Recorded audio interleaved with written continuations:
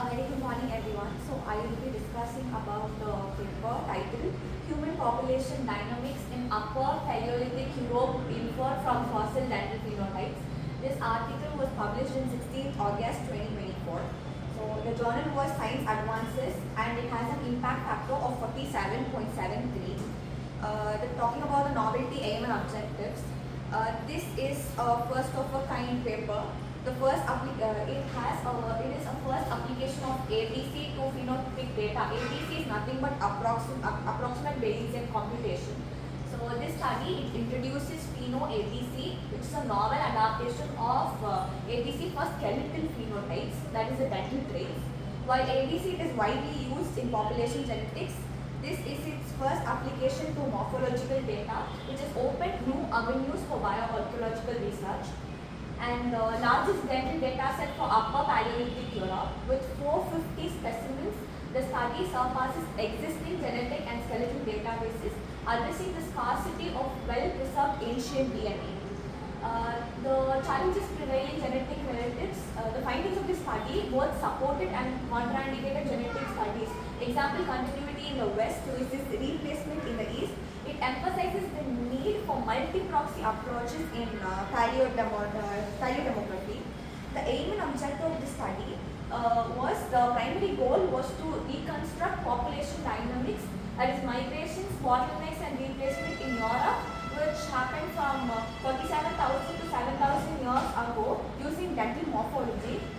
The key questions which were seen in the study was did population persist or get replaced during climatic upheavals like last glacial maximum, and where these distinct demographic trajectories in western versus eastern Europe were distinct, and can dental traits reliably infer genetic relationships. These were the questions which were addressed in this study. The materials and methodology. The sources were fossil dentitions from 87 sites across Europe, which was dated using radiocarbon or archaeological context. Trait selection was carried out using 20 ASUDAs. ASUDAs is Arizona State University Dental Anthropology System. Non-metric traits, example, non-metric traits like cusp for number and room patterns were also seen, and it was chosen for heritability and neutrality. Polarity estimation was also done. That is, the traits were classified as ancestral or derived by correlating modern global frequencies without Africa dispersal routes. The methods carried out. A Pheno-ABC framework was done, that is simulated trait frequencies under 14 demographic models, which includes continuity, replacement and isolation were noted, and coalescence simulations incorporated mutation rates, which is approximately equal to 10 to the power of minus 4 to 10 to the power of minus 2. It was approximated for polygenetic traits.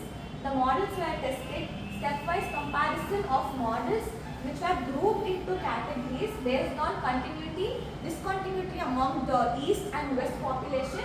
It was done to reduce the bias. Power tests were also carried out. Classification error which was assessed, and model distinguishability was also seen.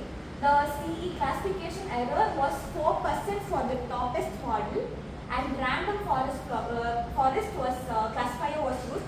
Random forest is something, random forest classifier is where it is used to increase the accuracy. It gives more number of decision trees, and this is done to increase the accuracy. They identified best fit models to majority voting. The model 5, it had 74% of posterior probability.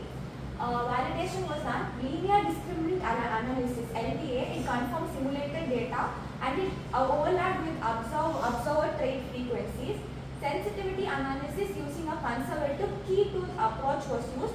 The N401 was the number of samples which it yielded consistent results. Strength of the methodology, it handled fragmentary data.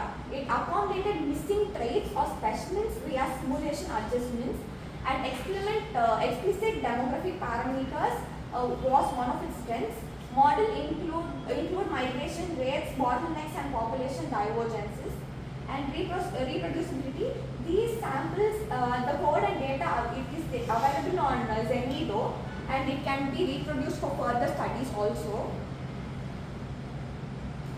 These were the key findings of the study. So it was, since it was a retrospective study, so it was divided into middle Pleniglacial, late Pleniglacial and early Holocene, which is late glacial.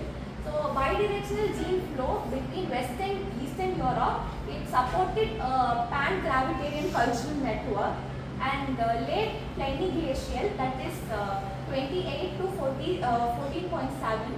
So it stated that in Western Europe, the population replacement by Eastern group at 28 Ka contraindicated genetic evidence of the continuity. In Eastern Europe, there was more replacement, but isolation and bottlenecks during the LGM was seen. And in the early Holocene period, there was a re-established gene flow post the late glacial period, aligning with the Meridian or epigravitan expansions. On the whole, there were two models noted, the best fit model and the runner-up model. So the best fit model was model 5, that is, which was seen in west, which was replaced by the east at 24 Ka, followed by LG and bottlenecks.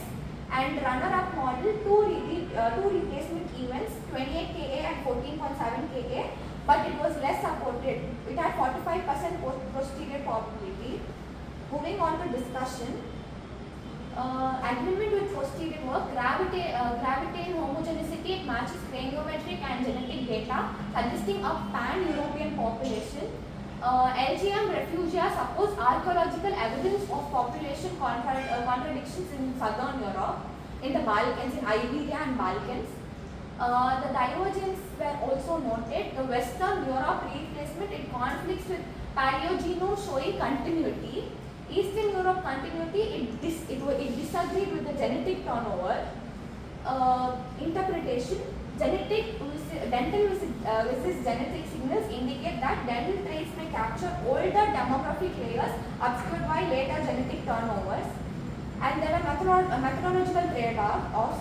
Pheno-ABC, that is a Bayesian classification, excels where DNA is sparse, but it may miss the fine-scale events because there is admixture. The strengths of this study is there is innovation. This innovation showcased by using Pheno-ABC pioneers phenotypic demographic modeling applicable to other skeletal traits like cranial non-metrics. Data robustness through large sample size, that is, we had 450 samples, which mitigates biases from fragmentary fossils. Interdisciplinary impact, it integrates archaeology, climatology and genetics. Transparency of detailed supplements, it was all tabulated. And the limitations is there are sample biases. Sparse samples, sparse eastern samples, weaken regional interferences. Reliance on published data may overlook unpublished specimens. There were also trait limitations which were seen. Heritability estimates, approximately 30 to 60% that were moderate, and pleiotrophy, example EDR gene may inflate correlations. Dichotomization, losses granularity in trait expression, in dental trait expression. Model simplification was also a very big limitation of this study. That is, west or east divisions, they ignored micro-regional diversity, and they assume neutrality, which may not hold for traits under selection in case of molar sizes. And the mutation rate was uncertain in this study. The approximated rates could skew the coalescent timelines. Conclusion and implications. This study demonstrated teeth as a viable proxy for ancient DNA, crucial for regions sometimes with poor genomic preservation. Challenges like single origin narratives by revealing complexes, localized demographic processes. Future directions, merging of genomic or phenotypic data can be done. Test concordance between dental traits and ancient DNA. Expanding samples to include deciduous state and underrepresented regions can also be done. And refining models to add finer spatial or temporal resolution. Example, subrefugia during the late glacial period. So the bottom line is, this study is, it used a groundbreaking method with minor limitations in sample representativeness and rate assumptions, but this still stands as a template for future phenotypic demographic studies.